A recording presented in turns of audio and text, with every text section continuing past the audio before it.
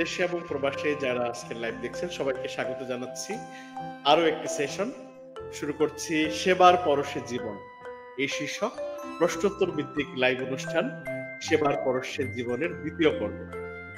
আর আমার সাথে আজকে যুক্ত রয়েছেন আমাদের শ্রদ্ধেয় বাংলাদেশের একজন খ্যাতিমান চিকিৎসক প্রফেসর ডাক্তার ARM লুৎফুল কবির স্যার। স্যার, আমাদের লাইভ অনুষ্ঠানে আপনাকে স্বাগত জানাচ্ছি। জি, থ্যাংক ইউ স্যার। আজকে আমরা আগেই আমাদের শিরোনাম ঠিক করেছিলাম, আমরা কথা বলবো শিশুদের শ্বাসতন্ত্রের রোগ, এই বিষয় নিয়ে আমরা কথা বলবো। আর আমরা যখন লাইভটা শুরু করছি শীতকাল আসি করছে, হয়তো এই ক্ষেত্রে আশা করি বাবা মা এবং যারা রয়েছেন শিশুদের জন্য যারা চিন্তা করছেন তাদের ক্ষেত্রে এই লাইভটা অনেকটা সহায়ক ভূমিকা পালন করবে। স্যার, আপনি অনেকদিন ধরে কাজ করছেন শিশুদের নিয়ে। স্যার, শিশুদের শ্বাসতন্ত্রের রোগ নিয়ে আপনি স্যার কি বলতে চান শুরুতেই? স্যার, আপনাকে শুরু করার জন্য স্যার অনুরোধ করছি। আচ্ছা, ধন্যবাদ। যারা সংযুক্ত আছেন সবাইকে শুভ সন্ধ্যা। আমি ডক্টর ARM লুৎফুল কবির। আমি মূলত বাচ্চাদের শ্বাসতন্ত্রের অসুখ বিসুখ নিয়ে আমি কাজ করি, গবেষণা করি, চিকিৎসা দেই এবং ছাত্রদেরও এই বিষয়ে শিক্ষাদান করি। তো শীতকালে আমাদের যে অসুখ বিসুখ দেখা যায় বাচ্চাদের, তার মধ্যে ঠান্ডা কাশি এক নাম্বার, যেটা আমরা কাফ এন্ড কোল্ড বলি। তারপরে গলায় প্রদাহ হতে পারে, যে টনসিলাইটিস অথবা ফেরিনজাইটিস হতে পারে। তারপরে আবার এই যে ইনফেকশন যদি আরো নিচে যায় তাহলে আমরা লেরিংস যদি ইনফেকশন হয়, লেরিনজাইটিস হতে পারে। তারপর আরো যদি নিচে যায় ব্রঙ্কাইটিস হতে পারে, তারপরে নিউমোনিয়া হতে পারে, তারপরে ব্রঙ্কিওলাইটিস হতে পারে। তো আমরা কিছু গবেষণা করেছি সারা বাংলাদেশে। আমরা দেখেছি যে শ্বাসতন্ত্রের কোন ওষুধটি বাচ্চাদের মধ্যে প্রধান।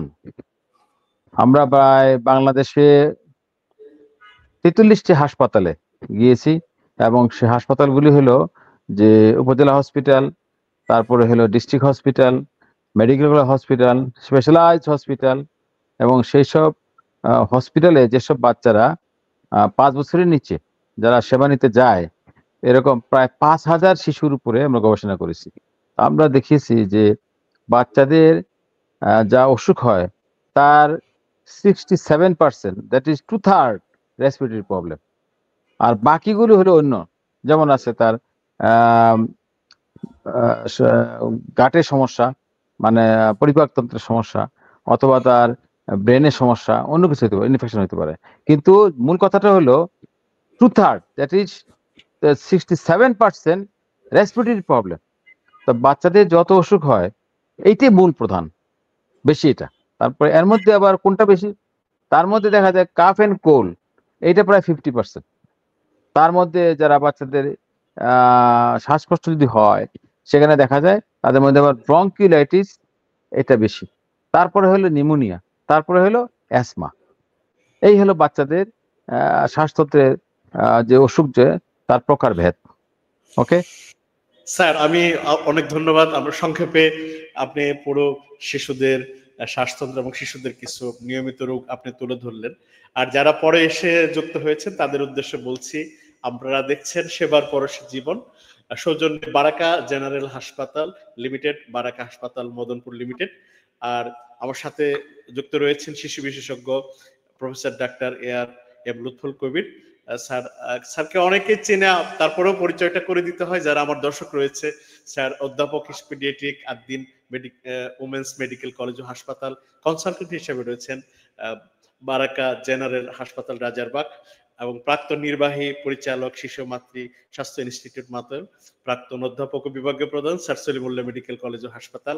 তো আমরা যারা আশা করি অনেকেই লাইভটা দেখছেন শেয়ার করবেন। স্যার, আমরা বাংলাদেশের এই শিশুদের চিকিৎসার ক্ষেত্রে 2002 সাল, আমি যতটুকু জানি একটা গুরুত্বপূর্ণ একটা সাল বলতে হয়, কারণ ওই সময় আপনার একটা গবেষণা আলোচনা এবং আলোচিত হয়েছে এবং সবাইকে একটা নতুন মাত্রা দান করেছে শিশুদের চিকিৎসার ক্ষেত্রে, আমি যদি স্যার ভুল না করি। স্যার কি ছিল সেই 2002 সালে সেই শিশুদের নিয়ে আপনি যে গবেষণা করেছিলেন, শিশুদের নিউমোনিয়া বনাম বঙ্কিওলাইটিস, স্যার এই গবেষণার থেকে কি এসেছিল, কি গবেষণায় আপনারা পেয়েছিলেন স্যার যদি একটু বলেন। এটা অনেক ধন্যবাদ। আমাদের একটা ফোরাম আছে, বাংলাদেশ পেরেডি পালমোলজি ফোরাম। সেই ফোরামের মাধ্যমে আমরা কাজ করি এবং সেই ফোরামের আমরা শুরু করি যাত্রা 2002 সনে। সেখানে আমাদের ফোরামের founder president professor Ruhul Amin, আর আমি ছিলাম সাধারণ সম্পাদক। তো আমার সাথে আরো ডাক্তাররা ছিল। তো আমরা ওই সময়ে সারা বাংলাদেশে শিশুদের শ্বাসকষ্টের জনিত অনেক অসুখ পত্রিকা আসতেছিল, যে বিভিন্ন জায়গায়, ঢাকাতে, ঢাকার বাইরে। তাহলে আমরা চিন্তা করলাম যে এগুলি কি আসলে নিউমোনিয়া কিনা, কারণ পত্রিকা আসতেছে বিভিন্ন জায়গায় বাচ্চাদের নিউমোনিয়া হচ্ছে, অনেক বাচ্চা নিউমোনিয়া কষ্ট পাচ্ছে, মারা যাচ্ছে। তো আমরা চিন্তা করলাম যে আসলে এটা জানা দরকার, আসলে এগুলি কি নিউমোনিয়া না অন্য কিছু। তো আমরা এটা নিয়ে একটু গবেষণা করলাম। আমরা বিভিন্ন জায়গায় ভিজিট করলাম এবং ঢাকাতে, ঢাকা বিভিন্ন হসপিটালে, ঢাকা মেডিকেল কলেজ, আমাদের child mother health Matuail, Salimullah medical college, তারপরে ঢাকা শিশু হসপিটাল, তারপর ঢাকার বাইরে আমরা নেত্রকোনা, কিশোরগঞ্জ, বেগমগঞ্জ অনেক জায়গায় গিয়েছি। আমরা সেখান থেকে বাচ্চাদের যে পরীক্ষা করলাম এবং তাদের রক্তের স্যাম্পল নিয়ে আসলাম। তো আমরা তখন দেখলাম যে বাচ্চাদের যে সমস্যা, যারা নিউমোনিয়া বলে মনে হচ্ছে, ডাক্তাররা ধারণা করতেছে তাদের নিউমোনিয়া, আসলে সেগুলি নিউমোনিয়া ছিল না। নিউমোনিয়া মতো আরেকটা অসুখ আছে, ছোট্ট বাচ্চাদের হয়, শ্বাসকষ্ট হয় এবং তাদের এই দ্রুত শ্বাস নেয়, বুক ডেবে যায় এবং তাদের নিঃশ্বাসে একটা আওয়াজ হয়। এটা খুবই গুরুত্বপূর্ণ যে শ্বাসকষ্ট হয়, দ্রুত শ্বাস নেয়, ছোট্ট শিশু, বুকে আওয়াজ হয়, সেই বাচ্চাদের কিন্তু আসলে ব্রঙ্কিওলাইটিস। আমরা তখনই আমরা বললাম যে এসব শিশু ব্রঙ্কিওলাইটিস ভুগতেছে, কারণ এটা জানা প্রয়োজন। কারণ নিউমোনিয়া ব্রঙ্কিওলাইটিসের যদিও খুব মানে কাছাকাছি রোগটা, কিন্তু দুইটার গতি প্রকৃতি আলাদা, চিকিৎসা আলাদা। এই জন্য আমাদের জানা দরকার। কারণ নিউমোনিয়াতে আমাদের চিকিৎসা দিতে আসল জিনিসটা যেটা হলো ব্যাকটেরিয়া জনিত নিউমোনিয়া, সেখানে আমাদের অ্যান্টিবায়োটিক দিয়ে চিকিৎসা দিতে হবে। আমি যদি ব্রঙ্কিওলাইটিস বলতে পারি এটা ভাইরাস, রেসপিরেটরি সিনসিটিয়া ভাইরাস, এখানে কিন্তু কোনো অ্যান্টিবায়োটিক প্রয়োজন নেই। সেটা খুবই গুরুত্বপূর্ণ জিনিস। কাজে একটা অ্যান্টিবায়োটিক দিব, একটা অ্যান্টিবায়োটিক দিব না। হয়তো নেবুলাইজেশন লাগতে পারে, অক্সিজেন লাগতে পারে, কিন্তু সেটা হলো আমরা প্রথম দেখিয়েছি ওই সময় বাংলাদেশে শিশুদের শ্বাসকষ্টের প্রধান কারণ হলো ব্রঙ্কিওলাইটিস। তারপরে নিউমোনিয়া আছে, অ্যাজমা আছে, সরি। তাহলে এটা আমরা তখন মানে প্রকাশ করলাম। তারপরে আমরা আরো গবেষণা করেছি। পরবর্তী সময় আমরা দেখিয়েছি, 5টা সেন্টারে স্টাডি করেছি। যেটা বলা হয়, যত গবেষণা হয় তার মধ্যে randomise control trial, multi centre, সবচেয়ে উন্নত মানের গবেষণা এইটা আমরা করেছি বাংলাদেশে।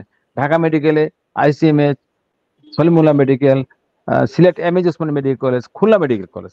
সেখানে আমরা দেখিয়েছি যে নিউমোনিয়ার চিকিৎসা যদি আমরা চিন্তা মাথায় রাখি এবং ব্রঙ্কিওলাইটিস যদি চিন্তা করি, সেই ব্রঙ্কিওলাইটিসে আমরা দেখিয়েছি যে তাদের চিকিৎসায় কোনো অ্যান্টিবায়োটিক প্রয়োজন নেই। সাধারণ চিকিৎসা এবং সাপোর্টিভ চিকিৎসায় তারা ভালো হয়ে যায়। এবং আমাদের স্যাম্পল সাইজ ভালো ছিল, প্রায় 300। প্রত্যেকটা গ্রুপে ছিল প্রায় 100 শিশু। তাদেরকে অ্যান্টিবায়োটিক দেওয়া হয় নাই, একটা অ্যান্টিবায়োটিক দেওয়া হয়েছে, আরটাতে অ্যাম্পিসিলিন, একটাতে ইরিথ্রোমাইসিন। প্রতিটি গ্রুপের বাচ্চা সমানভাবে ভালো হয়। এর অর্থ তাদের ছিল ব্রঙ্কিওলাইটিস ভালো হয়ে গেছিল। এইটাই হলো মেসেজ। মেসেজটা হলো যে ব্রঙ্কিওলাইটিস চিকিৎসা গুরুত্বপূর্ণ, ডায়াগনোসিসটা আরো গুরুত্বপূর্ণ। এবং তার যদি আমরা ডায়াগনোসিস করতে পারি, তাহলে আমরা মা বাবাকে বলতে পারি যে আপনার বাচ্চার ব্রঙ্কিওলাইটিস হয়েছে এবং আপনার বাচ্চার জন্য অ্যান্টিবায়োটিক দরকার নেই। তাকে যদি খুব খারাপ হয় হাসপাতালে ভর্তি করবেন, তাকে ইনজেকশন দরকার নেই, তাকে অক্সিজেন লাগে দিবেন। তারপরে কিন্তু বাচ্চা আস্তে আস্তে ভালো হয়ে যাবে। এবং হাসপাতালে 3, 4 দিন, 5 দিনে বেশি থাকে না তারা, তারপর ভালো হয়ে যায় তারা। কাজে এইটা মা বাবা বলতে হবে যে আপনার বাচ্চার ব্রঙ্কিওলাইটিস হয়েছে, এবং তারা সেলফ লিমিটিং, দ্রুত সুস্থ হয়ে যায় এবং তারা পরবর্তী সময়ে খুবই হাসতে থাকে তারা। কাজে আমি যেটা বলছি, যেটা আমার লাইফ টাইম লার্নিং, যেসব বাচ্চা, ছোট্ট বাচ্চা এবং শ্বাসকষ্ট হয়, বুকে বাঁশির মতো আওয়াজ হয় এবং সাথে শ্বাসকষ্ট হয় এবং তারা হাসতে থাকে, হাসি কাশি বাসি, সেটা হলো ব্রঙ্কিওলাইটিস। এইটা আমাদের লাইফ টাইম লার্নিং। আমি চাচ্ছি সবাই এটা জানুক এবং তারা ডায়াগনোসিস করুক তার ব্রঙ্কিওলাইটিস, এবং তারা চিকিৎসাতে সঠিকভাবে চিকিৎসা দেয়, অ্যান্টিবায়োটিক না দিয়ে, তাহলে আমাদের বাচ্চারা বেঁচে যাবে। এবং পরবর্তী সময়ে যে বেশি অ্যান্টিবায়োটিক দিলে যে অ্যান্টিমাইক্রোবিয়াল রেজিস্ট্যান্স, তার ব্যাকটেরিয়া এগেইনস্টে যে রেজিস্ট্যান্স ডেভেলপ করে সেটা করবে না। স্যার, অনেকে নতুন বাবা মা রয়েছে যারা তারা তাদের শিশুর যত্ন নিয়ে চিন্তা করছে, বিশেষ করে যারা নবজাতকের রয়েছে। আপনি স্যার খুব সুন্দর করে একটা উদাহরণ মাঝে মধ্যে দিয়ে থাকেন, হাঁচি, কাশি, বাসি, এই উদাহরণটা দেন, এবং একটা গাছের সাথে ফুসফুসের যে রোগটা, এই আপনি নিউমোনিয়া এবং বঙ্কিওলাইটিসের একটা পার্থক্য দিয়ে থাকেন। কিভাবে আমরা খুব সহজে বঙ্কিওলাইটিস এবং নিউমোনিয়াকে আমরা চিনতে পারি? স্যার, আপনার মতো করে যদি আমাদেরকে একটু, নতুন যারা বাবা মা হয়েছে, বিশেষ করে যারা নবজাতকের অথবা শিশুর বাবা মা, তাদের জন্য যদি আপনি দুইটা জিনিস সুন্দর করে যদি আমাদের একটু সংক্ষেপে স্যার তুলে ধরেন। এটা একটা ভালো প্রশ্ন। আসলে ব্রঙ্কিওলাইটিসটা কি, নিউমোনিয়াটা কি? আমি যেটা বলি বাচ্চাদেরকে, যে আমাদের বুকে একটা গাছ আছে, পৃথিবীর যত জিনিস আছে সব আমাদের শরীরে আছে। তো এই গাছটা কিন্তু আমাদের শরীরে আছে, গাছটা উল্টানো গাছ। গাছের কাজ কি? গাছ কি করে? গাছ কার্বন ডাই অক্সাইড নিয়ে নেয়, অক্সিজেন ছেড়ে দেয়, সেই অক্সিজেন আমরা নেই এবং সেই অক্সিজেনের মাধ্যমে আমরা বেঁচে থাকি। তো আমাদের এই শরীরে যে উল্টানো গাছ, যেটাকে ফুসফুস বলা হয়, লাংস বলা হয়, এই এটা কিন্তু একটা শাখা প্রশাখা হয়ে পাতায় শেষ হয়। এবং এই পাতাতে তারা যখন বাইরের থেকে, শরীর থেকে যে কার্বন ডাই অক্সাইড দূষিত, এটা সে বের করে দেয়, বাইরে থেকে অক্সিজেন নিয়ে শরীরে সাপ্লাই দেয়, এবং সেখানে শাখা প্রশাখা পাতায় শেষ হয়। এবং শাখা প্রশাখা পাতায় যদি ইনফেকশন হয়, এটাকে আমরা নিউমোনিয়া বলি, একদম পাতার শেষ অংশ। আর পাতার আগে বোটায় যদি ইনফেকশন হয় ভাইরাস জনিত, এটাকে বলা হয় ব্রঙ্কিওলাইটিস, ভাইরাস। তো এখন ভাইরাস আর হলো পাতা ইনফেকশন, এলো নিউমোনিয়া। আমাদের কনসার্ন হলো যদি নিউমোনিয়া হয়, নিউমোনিয়াটা মারাত্মক অসুখ, সেই নিউমোনিয়াতে অনেক বাচ্চা মারা যায় বাংলাদেশে।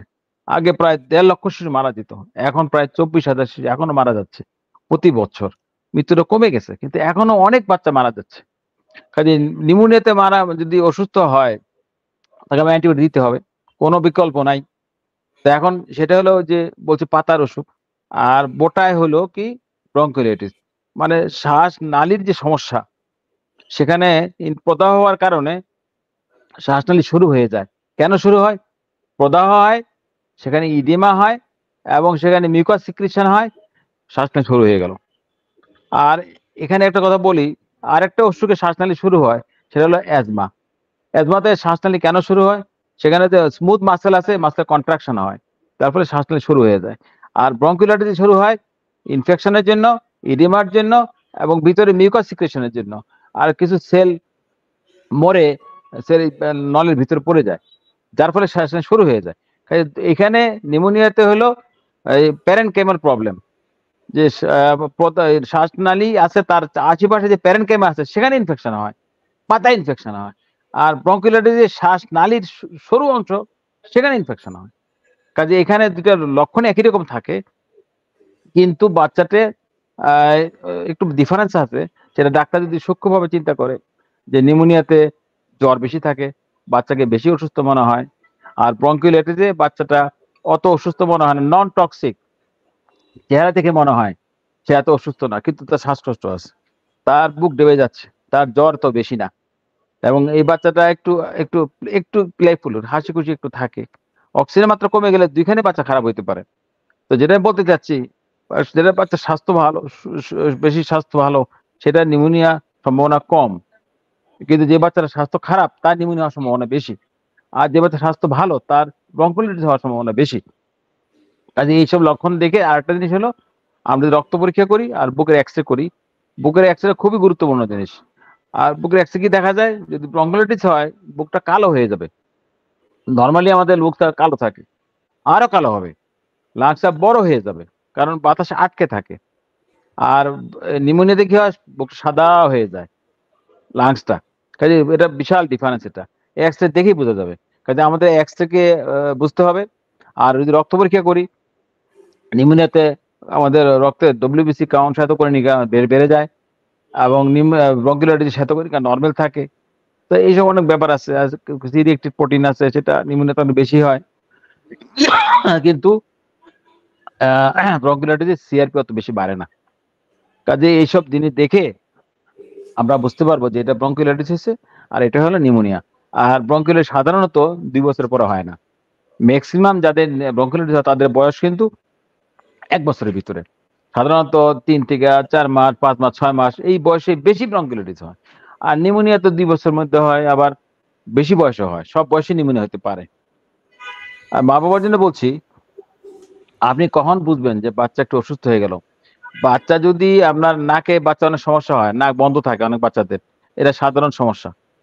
বাচ্চারা কিন্তু একটা জিনিস কি বাচ্চাদেরকে বলা হয় অব্লিগেটরি নোজ ব্রিদার। সে নাক দিয়ে দম নিবে। দম মুখ দিয়ে নিতে জানে না, সে শিখে নাই। আমরা যদি কোনো জায়গা দিয়ে যাই, চলাফেরা করি, কোনো জায়গায় যদি গন্ধ আসে, নাক বন্ধ করে আস্তে করে চলে যাই মুখ দিয়ে দম নিয়ে। কিন্তু বাচ্চারা কিন্তু কোনো অবস্থায় সে নাক দিয়ে নিবে, মুখ দিয়ে নিবে না। কারণ নাকে যদি একটু সমস্যা হয় না, কোনো কারণে বন্ধ হয়ে যায়, তখন বাচ্চা কান্নাকাটি করে, অস্থির হয়ে যায়। তখন মা মনে করে বাচ্চা কি নিউমোনিয়া হয়ে গেল কিনা।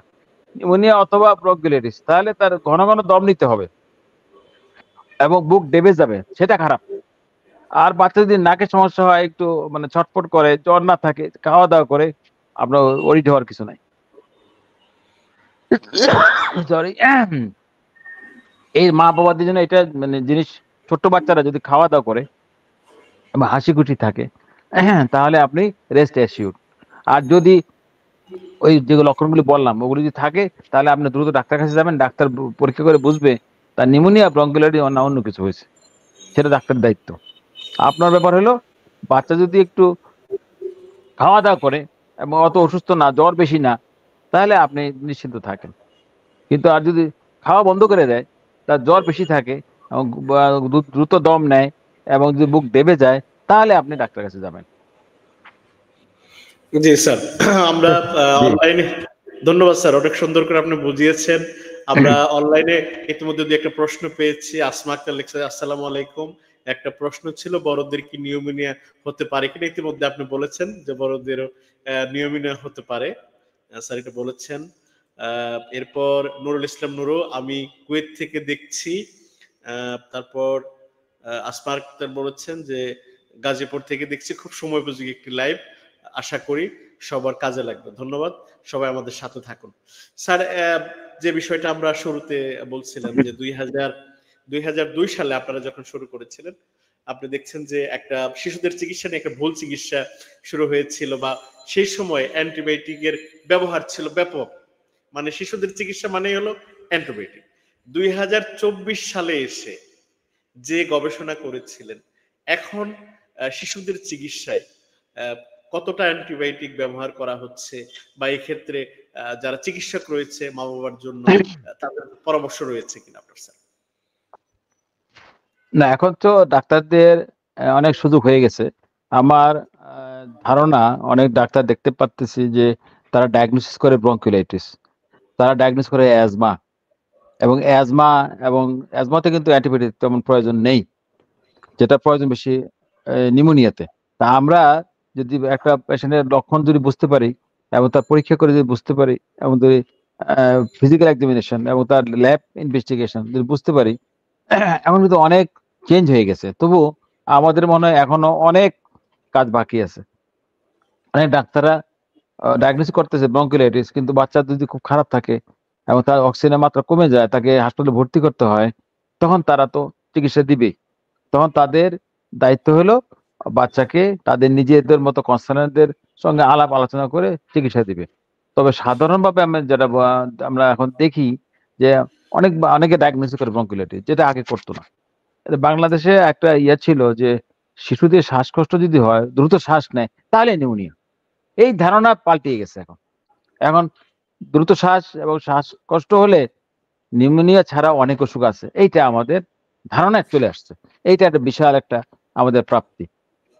তো আমরা আস্তে আস্তে আরো ম্যাচিউর হব, কারণ আমরা এখন আরো অনেক অসুখ আমরা দেখতে পাচ্ছি বাচ্চাদের মধ্যে হয়, যে শ্বাসকষ্ট হলে শুধু এই নিউমোনিয়া না, এর মধ্যে আছে যে আমি বললাম আর একটা, যে ভাইরাল গ্রুপ আছে একটা, গলার মধ্যে আওয়াজ হয়, স্ট্রাইডার হয়, উ, শ্বাসকষ্ট হবে, কাশি হবে, গলা বসে যাবে। এবং এই বাচ্চাদের স্ট্রাইডার যেটা বললাম যে আওয়াজ হয়, তো এই কতগুলো লক্ষণ যদি থাকে, তাহলে এক্সরে করলে তো বুঝতে পারবো। তো এটারও একটা গ্রুপ একটা প্রবলেম। আর একটা বাচ্চাদের হয় যে সিস্টিক ফাইব্রোসিস, এটা রেয়ার প্রবলেম, কিন্তু আমাদের দেশে হয়। অনেকের ধারণা ছিল যে এই অসুখ বাংলাদেশে হয় না, বিদেশিদের হয়, যাদের সাদা চামড়া তাদের এই অসুখ হয়। কিন্তু এখন আমরা দেখিয়েছি এই অসুখ বাংলাদেশে আছে এবং তার রোগের লক্ষণ ডায়াগনোসিস আমরা করতে পারি। তো এখন আমরা কিন্তু আরো অনেক ডায়াগনোসিস করতে পারি, যে বাচ্চাদের যে ইয়ে হয়, রোগ প্রতিরোধ ক্ষমতা যদি কম হয়। তো অনেকবার আমাদের আগে দেখতাম যে বাচ্চাদের আসে বারে বারে নিউমোনিয়া নিয়ে আসে, কিন্তু বাচ্চা ভালো হচ্ছে না। কিন্তু এখন আমরা পরীক্ষা করার সুযোগ আছে, আমরা তাদের পরীক্ষা করে বুঝতে পারি তার কোন প্রতিরোধ ক্ষমতা কম, কি কারণে তার বারে বারে নিউমোনিয়া হচ্ছে, তখন সেটার চিকিৎসা দিতে হবে। কাজে আমরা প্রতিরোধ ক্ষমতা কম, তারপর নিউমোনিয়া হয়। তারপরে আছে যে সিস্টিক ফাইব্রোসিস, তার কারণে তার শ্বাসকষ্ট হয়। তারপরে অ্যাজমার কারণে হয়। হ্যাঁ, তারপরে আমাদের ব্রঙ্কিওলাইটিসের কারণে হয়। তো অনেক ব্যাপার আছে। আরেকটা ব্যাপার আছে, বাচ্চাদের খাওয়ার পরে বাচ্চারা বমি করে, অনেক বাচ্চা বমি করে। এবং এটা তাদের সাধারণত কমন বাচ্চাদের একটা প্রবলেম, বমি করা। কিন্তু বমি করার পরে যদি বাচ্চার শ্বাসকষ্ট যদি না হয় এবং বাচ্চাদের ওয়েট গেইন থাকে, ভালো বৃদ্ধি এবং বিকাশ যদি ঠিক থাকে, চিন্তা করার কারণ নেই। কিন্তু অনেক সময় দেখা যায় এত বমি করে বারে বারে নিউমোনিয়া হচ্ছে, এটা একটা সমস্যা। এবং এটাকে বলা হয় গ্যাস্ট্রোইসোফেজিক রিফ্লাক্স ডিজিজ। এটা আমরা ডায়াগনোস করতে পারি।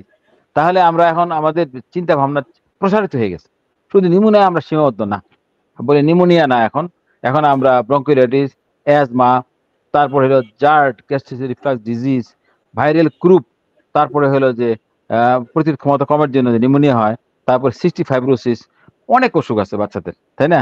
কাজে আমরা এইটা আমাদের মধ্যে, যারা শিশু বিশেষজ্ঞ তাদের মধ্যে এই ধারণা চলে আসছে। তো এটা আস্তে আস্তে যারা সাধারণ জিপি প্র্যাকটিশনার তাদের মধ্যে আস্তে আস্তে এটা এখন চলে যাচ্ছে। আমরা এটা ইয়ে করতেছি, কাজে এটা এটা একটা প্রাপ্তি আমাদের। এতদিন আমরা ফোরাম করতেছি, বাংলাদেশ পালমোনারি ফোরাম, এখানে আমাদের অনেক কর্মী আছে, আমাদের অনেক সিনিয়র ডাক্তার আছে। তারা কিন্তু এই নিয়ে কাজ করতেছে, কাজ করার পরে আমরা জিনিসটা ধারণা ক্লিয়ার হচ্ছে আস্তে আস্তে। তো এই কাজে আমরা আমরা মনে হয় যে 2002 সনে যেরকম ছিলাম, এখন 24 সনে আমরা অনেক অ্যাডভান্স হয়ে গেছে আমাদের নলেজের মাধ্যমে। স্যার, আর কোন শিশুদের চিকিৎসায় এই ধরনের চিকিৎসা আর কোন এখনো কোনো ভুল চিকিৎসা আপনার দৃষ্টিতে হচ্ছে কিনা বা প্র্যাকটিস হচ্ছে কিনা, যেটা আপনি স্যার আপনার এখনো মনে হচ্ছে যে এই ধরনের কোনো ভুল চিকিৎসা হয় বা এরকম?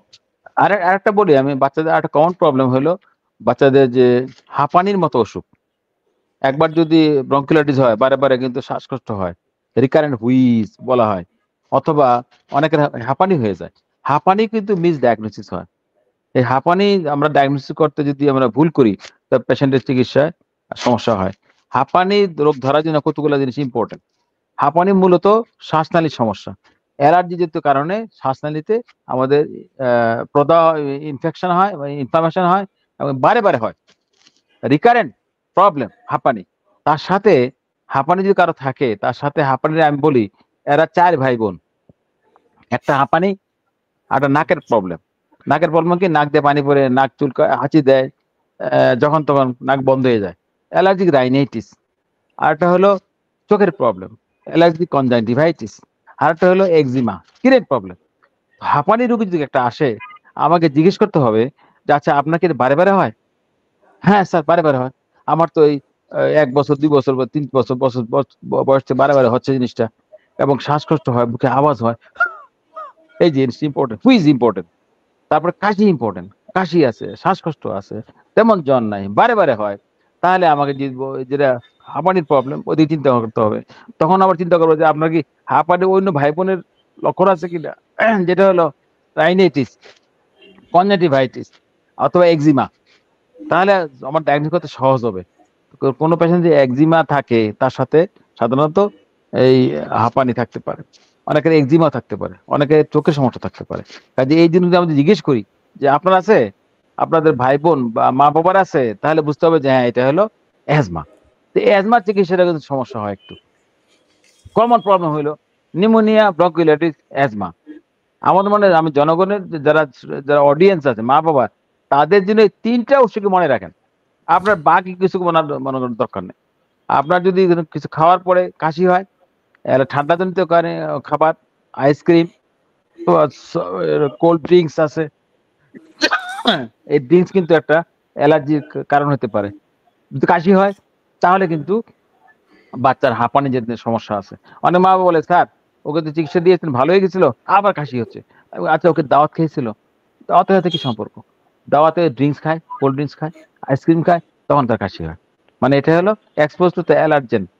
কাজেই হাঁপানিটা কিন্তু এটা ওইভাবে চিন্তা করতে হবে। আর হাঁপানির চিকিৎসা আলাদা কিন্তু। হাঁপানির চিকিৎসা আমরা কি করি, আমরা ইনহেলার দেই, বড় যাদের তাদেরকে, তারপরে ছোট হলে নেবুলাইজ করি আমরা। কাজে চিকিৎসা আলাদা কিন্তু, অ্যান্টিবায়োটিক না। স্যার, ওকে। হাঁপানির ক্ষেত্রে শিশুদের যদি হাঁপানি হয়, এই ক্ষেত্রে এই হাঁপানিটা কি কোনো বংশগত রোগ, নাকি এটা যে কারো হতে পারে, বা কারো বাবা মার থাকলে এটা কোনোভাবে অন্য বা পরিবারের কারো দ্বারা সংক্রমিত হয় কিনা, বা এটা জিনগত কোনো বিষয় আছে কিনা স্যার? সাধারণত এইভাবে বলা যায় না বংশগত কিনা, এটা মাল্টিফ্যাক্টোরিয়াল। যে আমার জেনেটিক কিছুটা আছে, এনভায়রনমেন্টাল আছে, তারপরে সবকিছু ট্রিগারিং ফ্যাক্টর আছে, সবকিছু মিলিয়ে এটা সরাসরি বংশগত না, সোজা কথা। কাজে আমাদের পরিবেশের কারণে এখন যা পরিবেশ, আমরা যে এত অ্যালার্জেনে এক্সপোজড, ডাস্ট আছে, তারপরে পলিউশন আছে, তারপরে বিভিন্ন খাবার দ্বারে অনেক মা বলে স্যার বাচ্চা বিফ খেলে কাশি শুরু হয়ে যায়, তারপরে যদি গরুর দুধ খায় কাশি শুরু হয়ে যায়, চিংড়ি মাছ খেলে হয়ে যায়, তাই না?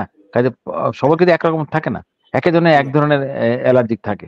সেটা যদি এক্সপোজ হয় তখন হইতে পারে। কাজে এটা কিন্তু সরাসরি ভাবে স্ট্রেট ওয়ে এটা কিন্তু জেনেটিক বলা যাবে না, এটা মাল্টিফ্যাক্টোরিয়াল। তার মানে বাবা মার যদি থাকে বা বংশের সন্তানের হতেও পারে, নাও হতে পারে, বা এরকম না কোনো হতে পারে, রাইট রাইট। নাও হতে পারে। আচ্ছা, আমরা মোটামুটি এই বিষয়টা। তো স্যার, এই শীতকালীনে আমরা আমরা জানি প্রিভেনশন ইজ বেটার দেন কিউর।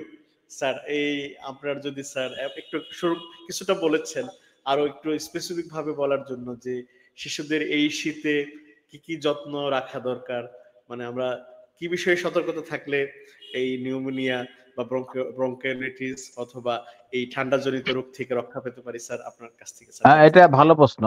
আসলে আমরা যদি বাচ্চাদেরকে সঠিকভাবে পরিচর্যা করতে পারি এবং তাদের যেটা প্রয়োজন সেটা যদি আমরা যোগান দিতে পারি, তাহলে আমার মনে হয় বাচ্চারা অনেকটা সুস্থ থাকবে। যেমন 1 নম্বর বলি, বাচ্চাদের বুকের দুধ খাওয়ানো খুবই গুরুত্বপূর্ণ।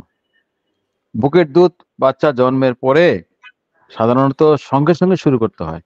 জন্মের 1 ঘন্টার ভিতরে বুকের দুধ দিতে হবে, এবং এই বাচ্চা 6 মাস বুকের দুধ খাবে, শুধুমাত্র বুকের দুধ খাবে। তারপরে কি খাবে? পরিবারের খাবার খাবে। আমি একটু মজা করে বলি, 6 মাস হয়ে গেছে, মা বাবা বলে স্যার এই বাচ্চার তো 6 মাস পর্যন্ত আপনার কথায় শুধু বুকে দুধ দিলাম, এখন কি দিব? বলে এখন বাপের খাবার দিবেন, বাবা যা খায়। কাছে বাবারটা কেন, মারটা কেন না? এখানে একটা কথা আছে, আমি বুঝি গ্রামে গঞ্জে চিন্তা করেন, মানে যে ওখানে যেখানে মা বাবারা, আমি ক্লাসিক কাপল যারা মা বাবা গরিব, মা মানে বাড়ির হাউস ওয়াইফ এবং বাবা হইলো ধরেন ডে লেবারার, রিক্সা চালায়, সেখানে ওসব এলাকায় বাবা একটু ভালো খায়, আর মারা কিন্তু ওই যে একটু বাসিটা খায়, পাতিলের তলেরটা খায়। এই জন্য আমি বলি বাপেরটা দিবে।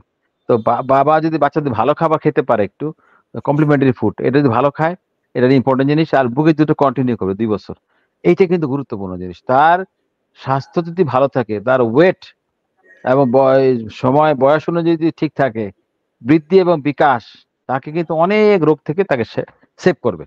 আচ্ছা, আরেকটা হলো বাচ্চাকে টিকা দেওয়া, খুবই গুরুত্বপূর্ণ জিনিস। সময় মতো যদি টিকা দেওয়া যায় বাচ্চাদেরকে, যেমন ধরেন আমাদের শুরু হয় জন্মের পরে দিল, 45 ডেজে শুরু হলো, এখানে কিন্তু নিউমোনিয়া টিকা আছে কিন্তু। আমরা যে প্যান্টটা দেই, এখানে একটা হিমোফিলাস ইনফ্লুয়েঞ্জি একটা টিকা আছে, আবার পিসিবি আছে, যে আপনার এই নিউমোকক্যাল কনজুগেট ভ্যাকসিন আছে, তাই না? তো এই টিকাগুলি আছে। তারপরে বিসিজি দিলে কিন্তু অনেকটা প্রোটেকশন দেয় বাচ্চাদের নিউমোনিয়া হইতে। কাজে এই জিনিসগুলি দেওয়া হয়, এবং ইভেন ইমিডিয়েসের টিকা, এটা দিলেও কিন্তু বাচ্চাদের প্রোটেকশন হয়। কাজে টিকা যদি দেওয়া হয় তাহলে বাচ্চা কিন্তু প্রোটেকশন হয়ে যায় বাচ্চাদের, তাদের এসব অসুখ হবে না, কিন্তু সাধারণত হয় না। তাহলে আমরা যদি তার নিউট্রিশনটা ঠিক রাখতে পারি, তাহলে যদি টিকা দিতে পারি, আর ঘরের এনভায়রনমেন্ট যদি ভালো থাকে, যেমন বলি যে বাসায় স্মোক করে সেখানে বাচ্চা কিন্তু এক্সপোজ টু তার এই যে ভালনারেবিলিটি, তো তো তার যে শ্বাসনালী ইনফেকশন হয় অথবা ক্ষতিগ্রস্ত হয়, তার সম্ভাবনা আছে নিউমোনিয়া এবং তার ব্রঙ্কিওলাইটিস হওয়ার।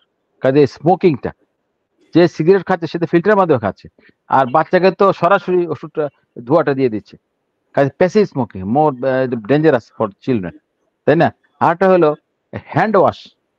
আমরা যদি ভালো করে হাত ধুয়ে বাচ্চাকে ধরি, বাচ্চাকে হ্যান্ডেল করি, কারণ আমরা অনেক জায়গায় হাতটা ধরি, অনেক অনেক জিনিস ধরি, তাই না? বাচ্চাকে ধরার আগে, খাওয়ানোর আগে ভালো হ্যান্ড ওয়াশ করে যদি হাত পরিষ্কার রাখি, তাহলে কিন্তু বাচ্চাদের এই অসুখ বিসুখ হওয়ার সম্ভাবনা কম। অনেক খাবার কিন্তু বাচ্চাদের মুখে দিয়ে যায়, অনেক অসুখ মুখে দিয়ে যায়, এবং সেটা ডায়রিয়া, টাইফয়েড, তারপরে যে জন্ডিস, ভাইরাল হেপাটাইটিস, সেই সব জিনিসগুলি আমরা যদি সাবধান থাকি বাচ্চা খাওয়া দাওয়ার ব্যাপারে, তাহলে বাচ্চাদের সেই ওষুধ থেকে সাবধান থাকবে। তাহলে এই জিনিসগুলি কিন্তু খুবই গুরুত্বপূর্ণ জিনিস। ঘরে পরিবেশ যদি ভালো হয়, যেমন ভেন্টিলেশন ভালো হয়, ক্রস ভেন্টিলেশন, একদিকে বাতাস আসবে একদিকে চলে যাবে, তাই না? বদ্ধ ঘর, লোকজন যদি বেশি হয়, এক ঘরে অনেক লোকজন থাকে, ওভার ক্রাউডিং হয়, এই জিনিসগুলি কিন্তু বাচ্চাদের ক্ষতিগ্রস্ত করে, বাচ্চাদের শ্বাসনালীর প্রদাহকে বাড়িয়ে দেয়। ওকে স্যার, স্যার আপনি খাবার নিয়ে কথা বলছিলেন, আপনি মায়ের খাবারের কথা বললেন, বাবাদের খাবারের কথা বললেন। আরেক ধরনের খাবার তৈরি হয়, সেটা হলো যে মা নিজেই তৈরি করে, 40 রকমের জিনিস দিয়ে তৈরি করে, আবার কিছুটা দোকান থেকে কিনে নিয়ে এসে বিভিন্ন ধরনের সেরেলাক, বিভিন্ন ধরনের কৃত্রিম খাবার, যেগুলোকে বিভিন্ন ধরনের নিউট্রিশন, মানে তারা নিজেরা ভাবে যে গ্রোথের জন্য এই ধরনের কৃত্রিম খাবারগুলো বা বিকল্প খাবার, যেটা মায়ের খাবারও না, বাবার খাবার না, যেটা দোকানের খাবার, এই সম্পর্কে আপনি কি বলবেন স্যার? আচ্ছা, এটা আমি বলি, মায়েদের অনেক সময় ধারণা কি বাচ্চা, কোন বাচ্চাটা সুস্থ, মা বলে যেটা একটু মোটা, নাদুস নুদুস, গোলগাল, এইটা মায়ের ধারণা সুস্থ। এইটা দিস ইজ রং। কারণ মা আমাদের দৃষ্টিতে সুস্থ কোনটা, যে বাচ্চা অ্যাক্টিভ, প্লেফুল, হ্যাংলা পাতলা হইলেও, যেটা খুব দৌড়াদৌড়ি করে, খেলাধুলা করে, দুষ্টামি করে, সেটা সুস্থ। আমার কাছে চেম্বারে এসে বলে, স্যার এই বাচ্চা খুব দুষ্টামি করে, একটা ইঞ্জেকশন দিয়ে দেন। আমি বলি শোনেন, আমি বাচ্চাকে কাছে ডাকি, ডেকে আমি তাকে একটা কলম, প্যাড গিফট দিয়ে দিই। স্যার আপনি এটা কি করলেন? আমি এইটাই দরকার, কারণ এই বয়সে দুষ্টামি করবে, এইটাই তার ধর্ম, এইটাই আমি আশা করি। যেমন তারা দুষ্টামি করে তারাই সুস্থ, এবং মোটা বাচ্চা নাদুস নুদুস খাচ্ছে আর নড়াচড়া করতেছে না, এটা সুস্থ না। তা আপনার ধারণা চেঞ্জ করতে হবে, কোনটা সুস্থ। সুস্থ হইলো যেটা অ্যাক্টিভ, প্লেফুল, কম খাক, কিন্তু সে প্লেফুল কিনা, অ্যাক্টিভ কিনা, বয়সের তুলনায় ওজন ঠিক আছে কিনা। ওজনের ব্যাপারটা একটু বলি। সব মায়েরা বলে স্যার বাচ্চার তো ওজন বাড়তেছে না, এক নাম্বার, আর বাচ্চা কিচ্ছু খায় না। মায়েদের কমন প্রবলেম। আমার মনে হয় প্রত্যেক মাকে বলি, আমার বাচ্চা খায় না এই কথাটি আর বলিবেন না আমার চেম্বারে এসে। কারণ কি, যা সমস্যা থাকে লাস্টে বলে কি স্যার বাচ্চা কিছু কিচ্ছু খায় না, কিন্তু বাচ্চারা আমি দেখি ওজন এবং হাইট, আমাদের যে গ্রোথ চার্ট আছে সেখানে তার মোটামুটি ভালোই আছে সে। তারপরে বলে কি স্যার না বাচ্চা তো আসলে শুকনা। জামা খুলে আমার বুকের হাড্ডি আমাকে দেখায়, স্যার গোনে, দেখেন স্যার এতগুলো হাড্ডি দেখা যায়। সরি, শোনেন, আমি বলি এই বাচ্চার বাবা স্বাস্থ্য কেমন? বলে দেখেন বাবা বাচ্চার স্বাস্থ্য খুব ভালো। আরে এখন না, ছোটকালের কথা বলেন, ওর দাদা দাদি আছে, ওনাকে জিজ্ঞেস করেন ওনার ছেলে ছোটকালে কেমন ছিল। তখন বাবা বলে কি, স্যার আমি তো শুকনা ছিলাম, ওর থেকে শুকনা ছিলাম। ছোট বয়সে শুকনা থাকে বাচ্চারা মনে হয়, কিন্তু আমি যদি ওয়েট হাইট মেপে দেখি, মোটামুটি যদি আমার চার্টের ভিতরে থাকে, আমার চিন্তা কোনো কারণ নাই। তো মা বাবাদের ধারণা হচ্ছে কি, যেটা মোটা, যেটা মানে গোলগাল, এইটা সুস্থ বেশি। তুলনা করে আশেপাশে বাচ্চা অনেক মোটা, অনেক হেলদি দেখা যায়, আমারটা ওরকম হইতে হবে। এই জন্য তারা বাইরে খাবার তারা পছন্দ করে। আসলে বাইরে খাওয়ার কোনো দরকার নেই। আমাকে এসে বলে স্যার বাচ্চাকে ছেলে খাওয়াতে পারবো? আমি বলি হ্যাঁ পারবেন, দুইটা শর্ত পূরণ হইলে। খুব উৎসাহিত হয়ে যায়। শর্ত দুইটা কি? শর্ত হলো, এক নাম্বার হইলো এই বাচ্চা যদি বড় হয়ে ডাক্তার, ইঞ্জিনিয়ার, তারা রাজনীতিবিদ হয়ে ফের সেরেলাক খায়, তাহলে খাইতে পারবেন। আর 2 নম্বর, আপনার মা বাবা যদি নিয়মিত সেরেলাক খান, তাহলে খাইতে পারবেন। তাহলে তো আপনার খাওয়ানো যাচ্ছে না, কারণ আমরা তো সেরেলাক খাই না। কারণ সেরেলাক আপনার যদি ফ্যামিলিতে, ফ্যামিলি ফুড খাবে, ফ্যামিলিতে আপনারা যা খান তাই খাওয়াবেন। কাজেই এইটা, এই ধরনের ধারণা আপনার বাদ দেন। ধারণা বাদ দিয়ে এইসব কমার্শিয়াল ফুড বাদ দিয়া ঘরের তৈরি হাড়ির খাবার দিবেন আপনি। এইটা আমি কথা বলতে চাই। ঠিক আছে? আর আমার ধারণা চেঞ্জ করতে হবে, কোনটা সুস্থ আর কোনটা আপনার মানে অসুস্থ। বাচ্চা মোটা হয়ে গেল, ওজন বেড়ে গেল, এইসব বাচ্চার অনেক রিস্ক থাকে। তাদের লিপিড লেভেল বেড়ে যায়, তাদের হাঁপানি বেশি হয়, তারপরে ভবিষ্যতের জন্য রিস্ক ফর হাইপার টেনশন থাকে, তারপরে তাদের হার্ট অসুখের সমস্যা থাকে, অনেক সমস্যা থাকে। কাজে আমাদের মোটা বাচ্চার থেকে হ্যাংলা পাতলা সুস্থ বাচ্চা, সেটাই কাম্য। জি স্যার, আমরা তাহলে আজকে আমরা বলতে পারি যে শিশুর সুস্থতা হাসি খুশির জন্য মায়ের খাবার, বাবার খাবার, অন্য অতিরিক্ত খাবারের কোনো প্রয়োজন নেই। এই দুটো খাবারই জি। আমাদের যথেষ্ট। তো স্যার আমরা প্রায় শেষের দিকে অনেকে আমাদেরকে শুভেচ্ছা জানাচ্ছেন, সালাম জানাচ্ছেন। অনেকেই এই ধরনের প্রোগ্রাম বারবার করার জন্য অনুরোধ করছেন। দুলাল ভাই এইসব প্রোগ্রাম বারবার করবেন, মানুষের অনেক উপকার হয়। সুন্দর পরামর্শ। স্যার আপনাকে অনেকেই শুভেচ্ছা জানিয়েছেন। এগুলো পড়তে গেলে স্যার অনেক সময় লাগবে স্যার। স্যার আমি একদম শেষের দিকে আপনাকে একটা কথা বলতে চাই স্যার। এই যে বর্তমানে মায়েদের যে শিশুদের জন্য এত টেনশন, আপনি টেনশনের কথা স্যার বলছিলেন। তো এই ক্ষেত্রে কোন বাচ্চাগুলো আপনি এছাড়াও মানে কোন বাচ্চাগুলো বেশি আরো আক্রান্ত হয় আর কি, মানে এই রোগগুলোর শীতকালীন এই রোগগুলোতে আরো মানে স্পেসিফিক ভাবে আমি একটা দিয়ে একটু শুরু করতে চাই যে আমরা অনেক সময় শীতের সময় তাদেরকে অতিরিক্ত ধরনের জামা কাপড় আমরা পরিয়ে ফেলি। কোন ধরনের জামা কাপড় গুলো পরালে বা শিশুদের জন্য সহনীয়, শিশুদের নবজাতক থেকে যদি স্যার এই বিষয়ে আপনি একটু বলেন স্যার, গরম কাপড় কিভাবে যত্ন নেবে? বাচ্চাদের একটা মনে রাখতে হবে যে বাচ্চাদের শরীরে যে তাপমাত্রা, এটা আমাদের থেকে কিন্তু বেশি হিট উৎপাদন হয়, এবং তাদের যে ক্যালোরি রিকোয়ারমেন্ট আমাদের থেকে অনেক বেশি। যেমন আমাদের ক্যালোরি রিকোয়ারমেন্ট পার কিলোতে 40 kilo calorie, 35 to 40 kilo calorie, ওদের হলো 120 কিলো ক্যালোরি। কারণ তাদের গ্রোথ হয়, তারা দিনে দিনে বাড়ে, তারা ভেরি অ্যাক্টিভ। আমরা বড়রা কিন্তু আর বাড়বো না, আমাদের আর লম্বা হবো না। আর আমাদের কিন্তু আমরা এত অ্যাক্টিভ না। আমরা এক জায়গায় চুপ করে বসে থাকি 1 ঘন্টা 2 ঘন্টা 3 ঘন্টা সিনেমা দেখি। কোনো বাচ্চা বসে থাকবে না, একদম জিনিসপত্র উল্টাই ফেলবে। তারা ভেরি অ্যাক্টিভ, তাই না? কাজে তাদের কিন্তু অত বেশি করে কাপড় চাপড় দিয়ে জড়ানোর দরকার নেই বেশি করে। তার মোটামুটি যেটা দরকার সেটা করলেই হয়। এখন আমাদের সবসময় ধারণা যে বাচ্চাদের মায়েরা বলে কি, স্যার রাত্রেবেলা কিন্তু আমি কাপড় টাপড় শীতে কাঁপি, আর বাচ্চা কাপড় ফেলে দেয়, বাচ্চা রাখে না, কোনো কাপড় গায়ে রাখে না। আরে ও রাখবে কেন? ওর তো হিট প্রোডাকশন বেশি, ওর তো গ্রোথ হচ্ছে, ওর তো মেটাবলিজম বেশি। কাজে ও যদি যেভাবে ভালো থাকে আপনি সেভাবে মানে রাখেন, ওইভাবে জড়ানো কোনো দরকার নেই। বাচ্চাদের যেহেতু তার হিট প্রোডাকশন বেশি, তার বাচ্চারা কিন্তু ঠান্ডা খুবই পছন্দ করে। এই এসি টেসির কাছে গেলে খুব আরাম। বাইরে বলে কি, স্যার বাচ্চা তো ভিতরে মানে অত যেকোনো জায়গায় গরম থাকতে পারে না বাচ্চা, এসিতে গেলে খুব আরাম। কারণ ওদের তো হিট প্রোডাকশন বেশি, এই জন্য। কাজে ওদেরকে সাধারণ কাপড় যেটা মানে ইউজুয়াল সেটা দিয়ে রাখা দরকার, অতিরিক্ত কাপড়ের কোনো দরকার নেই। মাথায় রাখতে হবে যে আমাদের যে যে ক্যালোরি রিকোয়ারমেন্ট আর ওদের অনেক ডিফারেন্স। মা এসে বলে, স্যার বাচ্চার মাথায় হাত দেওয়া যায় না, মাথায় এত গরম, মাথা মানে এখানে যদি আমি কিছু চাল দেই ক্ষয় হয়ে যাবে, এরকম কথা বলে মায়েরা। কারণ কি, বাচ্চাদের মাথা দ্রুত বাড়ে। জন্মের সময় যে মাথার সাইজ ছিল 35 সেন্টিমিটার টার্ম বাচ্চার, আর আমাদের এই বাচ্চারা 1 বছরে 46 সেন্টিমিটার হয়ে যায়। এবং আমাদের মাথা মেপে দেখেন সবার, আমাদের 53 54 সারা জীবনে। 1 বছরে পারলো 11 সেন্টিমিটার, আর বাকি সারা জীবনে পারলো 8 সেন্টিমিটার। কাজে মাথা এবং ওয়েট জন্মের সময় যা বাড়ে, তার মানে 5-4 মাসে ডাবল হয়, 1 বছরে 3 গুণ হয়ে যায়।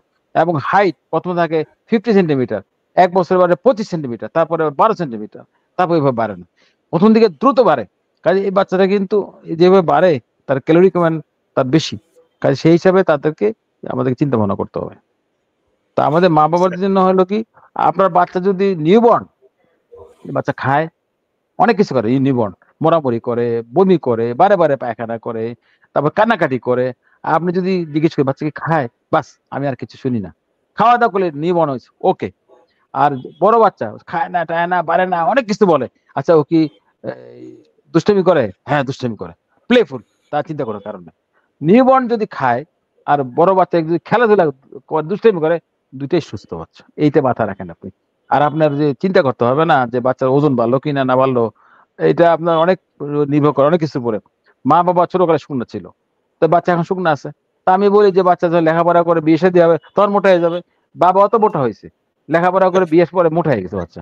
কাজে আমি সেই চিন্তা করে ওয়েট করেন, কাজে অ্যাক্টিভ থাকলে ঠিক আছে। ওকে, থ্যাংক ইউ স্যার। শেষে একটা প্রশ্ন স্যার অনলাইন থেকে নিয়ে স্যার, এই আমরা শেষের দিকে। আসসালামু আলাইকুম স্যার, আমি একটা বিষয় জানতে চাই, থ্যালাসেমিয়া রোগীর ভবিষ্যৎ কি হয়? আর তার সাথে আরেকটা প্রশ্ন, আরেকটা বিষয় জানার অনুরোধ করলাম।